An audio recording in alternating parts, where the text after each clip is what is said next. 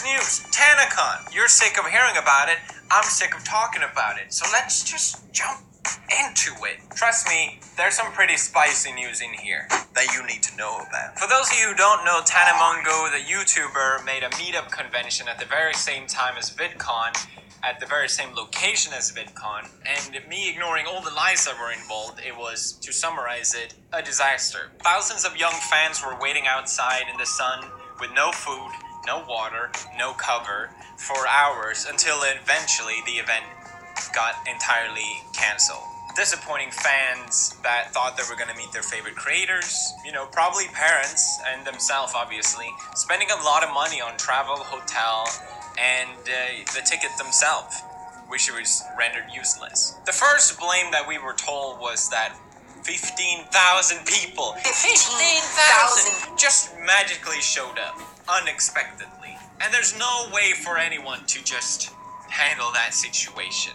And a lot of people bought it. I even bought it at some point. But later, it came out that that was a lie from a police statement from the City Garden Grove Police Department saying that 4,000 tickets were sold and only 1,000 people could actually fit in the event. So then it caused a lot of drama and speculation as to, did Tana know about this? Did Good Times, the event organizer, did they know about this? And there was a lot of back and forth going on, and it wasn't really sure what exactly went wrong, who is responsible of these two parties. Was it Tana? Was it Michael from Good Times? Well, now we have the answer. Don't you just love a nice conclusion? Thanks to Shane Dawson's latest video, he's a close friend with Tanamongo. So we get the inside truth. And sorry, not just the truth about Tanamongo, but the real truth about Tanamongo.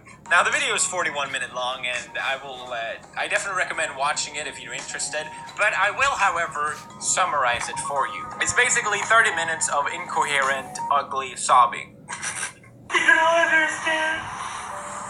Like, you are everything I've ever wanted to be, and you believe me to be even the slightest with anything. Does anyone know what she's saying? Scientists are still trying to figure this out. I'm Poppy Harlow, and rest assured, I will do my best. We are working around the clock to decipher this word. And you believe me to be even the slightest with anything. In my opinion, Shay did a really good job as giving the most balanced view on this situation as he possibly could. That being said, they are friends. It's never going to be a balanced presentation. And in my opinion, there was a lot of Tana constantly going after Michael and deflecting blame towards him.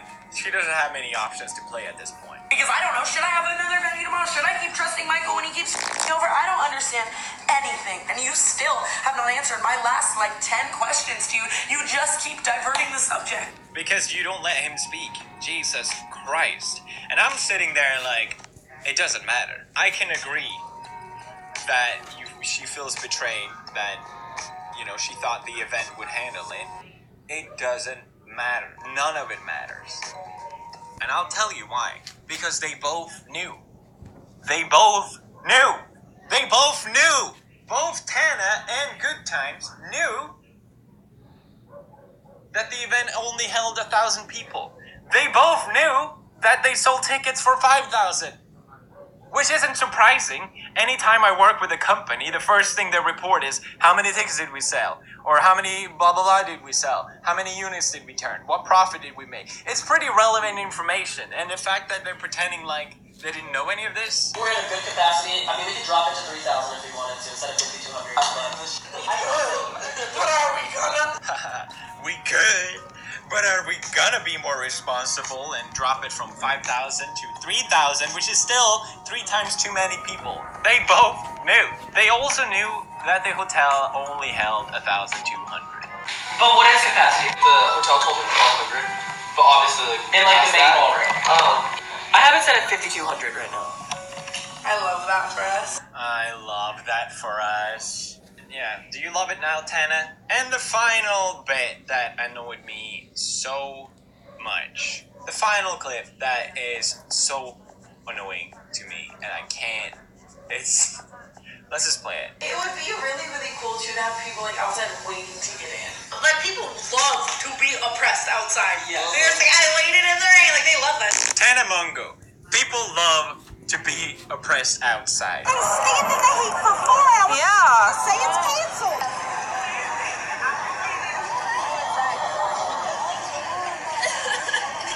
People love to be oppressed outside. Tana, hello. In case you're watching, I hope you are. I have a message for you.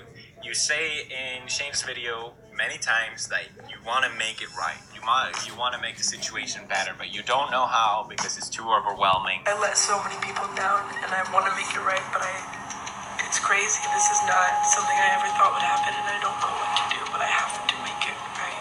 You're in luck because I know how to make this right, and I'm not saying that sarcastically and ironically. Here's what you gotta do. Delete your channel. You clearly don't deserve to have an audience. The people being oppressed outside was your audience. The people that care for you. The people that paid money to see you. To me, this is a perfect example of greed of ego and greed of money being combined and creating this giant mess. And ultimately, everyone loses. Except me, because I get content to criticize.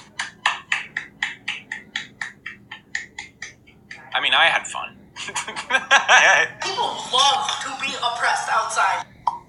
Next news. Every once in a while, a death occurs in relation to a video game. Usually it's in regards of someone playing for 40 hours straight, even playing for days on straight. And lately, we've been seeing a movement more and more towards the idea that gaming is something harmful.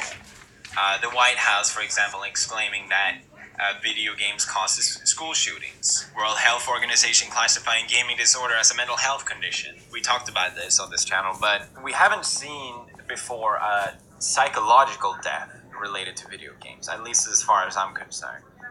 Until now. Good morning. We're going to start this morning by talking about a free online game after police and a coroner have warned about the risks of it to children. It's called Doki Doki Literature Club, and it starts like a dating game set in a high school and features a group of animated girls in a book club. Things do turn sinister, with characters self-harming and killing themselves. It's said